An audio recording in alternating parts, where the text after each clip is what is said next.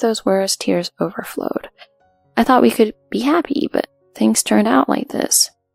Why did we drift apart so much? What should I have done? Even if I repeatedly ask myself, the answer never comes. It was the end, I thought to myself. I took a vacation and went back to my parents' house for the first time in a while. I had told my parents about being proposed to, but I hadn't told them about what happened afterward. When is the wedding? What about the introduction meeting?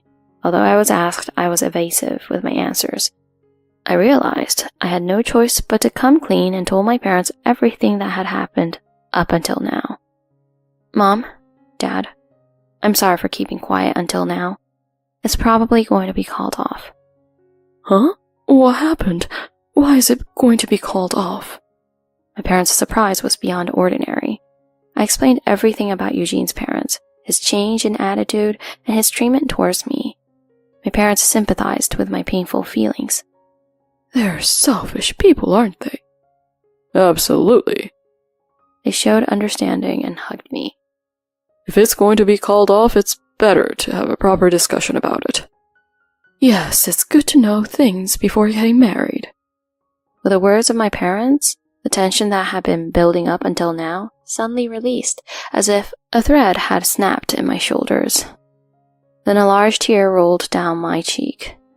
Nadia, there are plenty of men in the world. Don't worry about it. With my mother's encouragement, I somehow managed to regain my spirits. For me, the broken engagement isn't all that bad.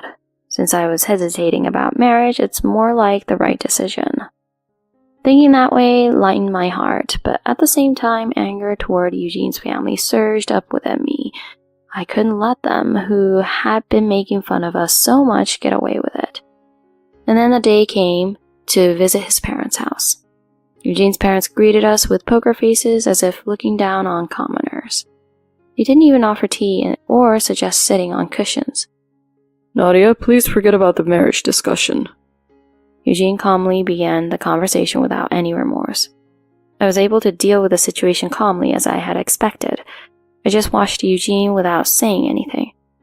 Then Eugene's parents, as if pushing him forward, began to openly talk about how I was unsuitable for him, emphasizing that I wasn't fit for Kirby papers. Nadia, someone who doesn't want to serve her husband like you is a bit... We've come from a distinguished lineage since ancient times, so frankly your daughter isn't... My father, who had been silent until now, suddenly interrupted them and erupted into blazing anger. What do you mean? Please speak clearly without beating around the bush. Perhaps they did not like this attitude, but their expressions suddenly changed into fierce glares. Don't you understand unless I say it clearly, you pauper? We won't allow a marriage with a commoner from the countryside. How dare they use such filthy language in public? I was beyond angry. I was utterly disgusted. Even my parents sighed and exchanged glances. Talking anymore would be pointless. I realized that. I see. In that case, I'll go back. Nadia, let's go home. And that's right. Upon my father's instruction, I stood up. As I was leaving, Eugene, I hope you won't regret this. I left with those parting words. Then about 2 weeks later, I received a call from Eugene's parents to my parents' house. Eugene's father sounded flustered. What's going on? He confronted my father. What do you mean?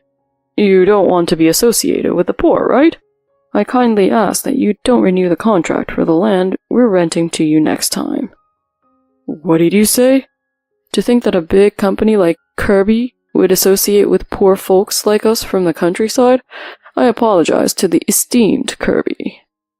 My father runs a real estate company.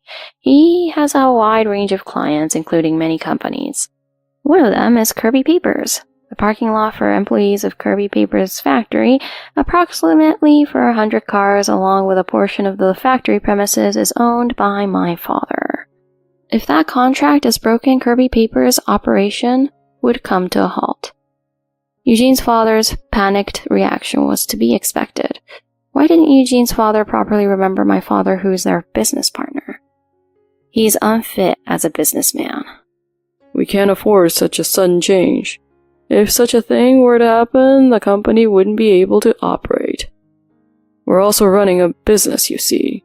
Because there's a possibility we won't be able to collect the land rent. We can't lease it to you. What do you mean? We've been paying the land rent properly, haven't we? You'll understand eventually. Anyway, the deadline is the end of next month. Since there's over 2 months, you should look for a new place. Eugene's father was speechless at my father's logical response. I will never forgive you for insulting my daughter. My father said this and hung up the phone. A few days later, the tax authorities conducted an inspection at Kirby Papers and the president's residence. There were suspicions of tax evasion, and it was completely true. Although Eugene's family bought the koi fish and cars with company money, they were all registered under the name of the president, not the company. They had been pocketing the company's profits without permission.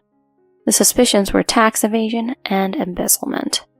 Although they managed to escape criminal liability, they ended up paying nearly $10 million in back taxes, penalties, and interest.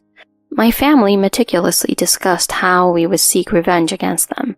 The land owned by my father, which is leased to Kirby Papers, is a crucial location that supports their operation. I bought a car with company money. From Eugene's story, I detected the smell of tax evasion.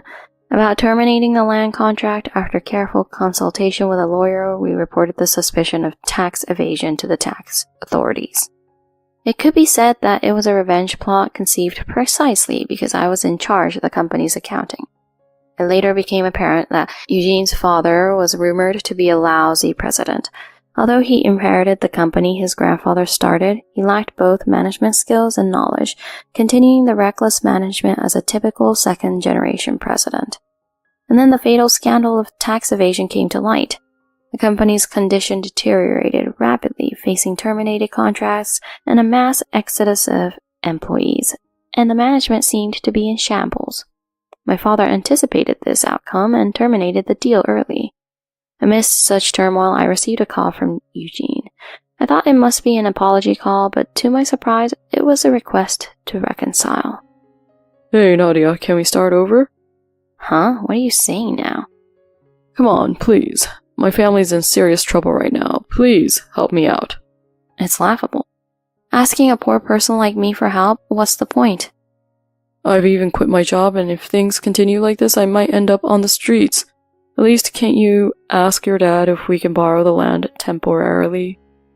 It's impossible. My father isn't running a charity, you know. I coldly pushed him away. After that, while Kirby Papers managed to avoid bankruptcy, they were refused loans from banks, and they've been barely scraping by.